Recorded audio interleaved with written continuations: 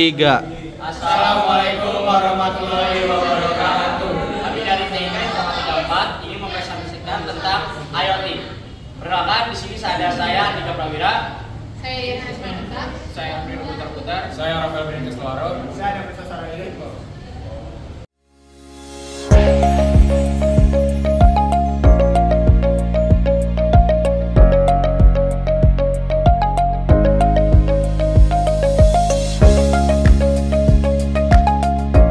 Di sini ada pengenalan IoT. Jadi, IoT atau Internet of Things adalah sebuah konsep yang terhubung dengan perangkat sebagai media komunikasi berbasis internet. Jadi, dengan adanya IoT, seorang user dapat saling terhubung dan berkomunikasi untuk melakukan aktivitas tertentu, mencari, mengolah, dan mengirimkan informasi secara otomatis. Manfaat IoT. Yang pertama, itu menunjang efisiensi pekerjaan. Salah satu manfaat yang bisa didapatkan dari IoT yaitu dapat menunjang efisiensi pekerjaan. Adanya konektivitas canggih dari teknologi pintar seperti ini bisa mengurangi waktu dalam mengerjakan suatu pekerjaan. Sistem tersebut dapat membantu pebisnis atau perusahaan dalam efisiensi pekerjaan. Karena dapat meningkatkan efisiensi pekerjaan, kecanggihan IoT juga dapat dimanfaatkan dalam keperluan lain seperti monitoring efektivitas pekerjaan. Yang kedua, ada memudahkan konektivitas. Manfaat lainnya dari IoT adalah untuk menunjang kemudahan konektivitas. Melalui sistem internet yang berkelanjutan, menjadikan konektivitas bisa memberikan performa lebih cepat dan penerapannya praktis tanpa menggunakan kabel lagi. Sistem ini juga dimanfaatkan untuk teknologi cerdas yang canggih untuk memastikan koneksi pada perangkat dan jaringan berjalan dengan baik. Hal ini membuat konektivitas jaringan lancar dan membuat sejumlah aktivitas di dalam kehidupan sehari-hari menjadi lebih mudah dilakukan. Selanjutnya ada manfaat IoT yang ketiga, yaitu lebih praktis dalam memonitor pekerjaan. Salah satu manfaat yang bisa didapatkan dari IoT yaitu dapat menunjang efisiensi pekerjaan. Adanya konektivitas canggih dari teknologi pintar seperti ini bisa mengurangi waktu dan dalam mengerjakan suatu pekerjaan. Selanjutnya, sistem tersebut dapat membantu pebisnis atau perusahaan dalam efisiensi pekerjaan karena dapat meningkatkan efisiensi pekerjaan. Kecanggihan IoT juga dapat dimanfaatkan dalam keperluan lain seperti monitoring efisiensi pekerjaan. Selanjutnya ada komponen IoT, salah satunya adalah device atau perangkat. Device atau perangkat adalah komponen yang terhubung secara fisik. Komponen yang satu ini melakukan pengumpulan data dari sumber eksternal dan akan menyimpan data informasinya. Selanjutnya adalah user interface atau UI yang merupakan tampilan untuk memantau atau melakukan manipulasi data oleh pengguna.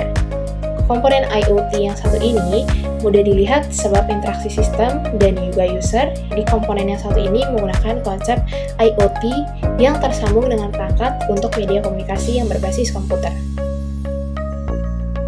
Komponen IoT yang ketiga adalah sensor. Sensor mempunyai fungsi untuk mendefinisikan sejumlah instrumen dan kemudian memodifikasinya di suatu perangkat supaya mempunyai sistem yang aktif.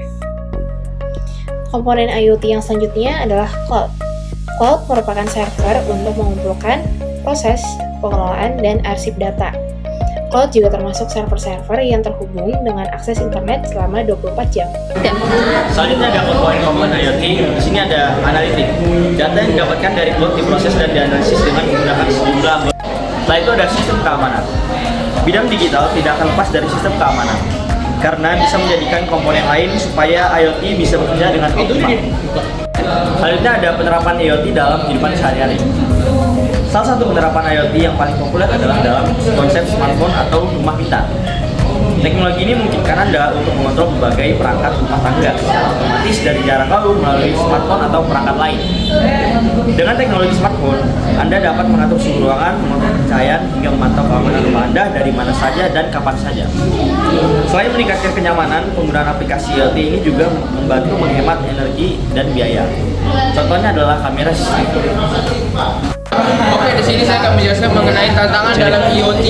Nah, yang pertama itu adalah keamanan dan privasi. Perangkat IoT rentan terhadap serangan keamanan karena banyaknya titik akses dan komunikasi yang terjadi. Perlindungan data pribadi pengguna juga menjadi perhatian utama.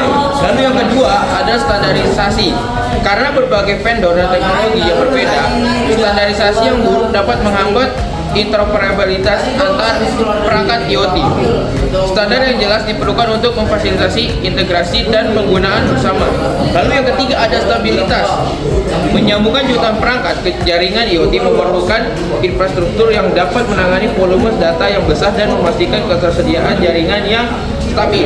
Nah, kita masuk, yaitu adalah keamanan IoT. Ada 3 juga. Yang pertama adalah privasi dan keamanan data. Perangkat IoT sering mengumpulkan data sensitif tentang penggunaan perlindungan data pribadi dan pengamanan data dari serangan peretas adalah prioritas.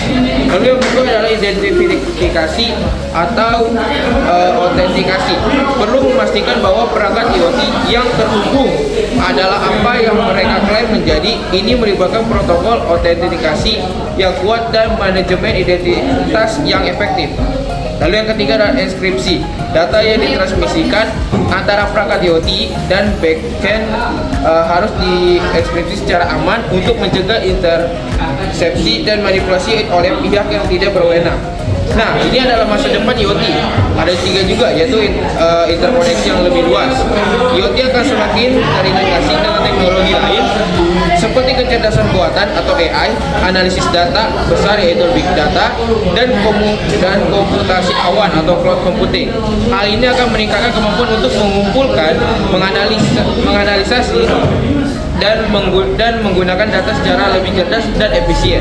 Lalu untuk selanjutnya adalah peningkatan dalam kecerdasan edge. Perangkat IoT akan semakin pintar dan mampu melakukan lebih banyak pemrosesan data di tepi jaringan, sehingga mengurangi latensi dan peningkatan responsivitas sistem secara keseluruhan. Lalu ada penggunaan di berbagai sektor. IoT akan semakin mendominasi berbagai sektor industri seperti pertanian, kesehatan, manufaktur, transportasi, dan infrastruktur kota. Nah, kesimpulan yang bisa kita dapat itu adalah IoT telah mengubah cara perangkat fisik berinteraksi dengan dunia digital, memungkinkan pengumpulan data yang lebih cerdas dan otomatis. Meskipun memberikan manfaat signifikan secara efisien operasional yang ditingkatkan oleh pengalaman penggunaan yang lebih baik, IoT juga menghadapi tantangan keamanan dan privasi yang kompleks. Masa depan IoT